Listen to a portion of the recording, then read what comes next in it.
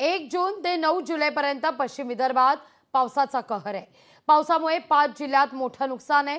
अमरावती, यवतमाळ, वाशिम, बुलढाणा आणि अकोला जिल्ह्यात मोठं नुकसान आहे। पश्चिम विदर्भात तब्बल 84,000 हेक्टरवर शेतकऱ्यांच्या शेतपिकांचं नुकसान झालंय।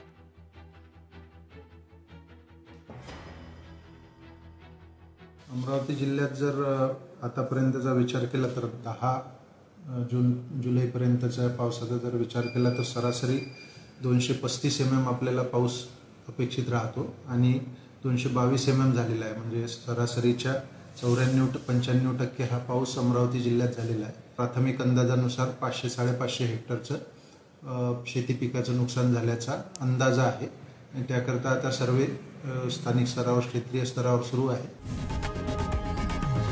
लोकशाही मराठी ऐका, पहा, जागरूक रहा।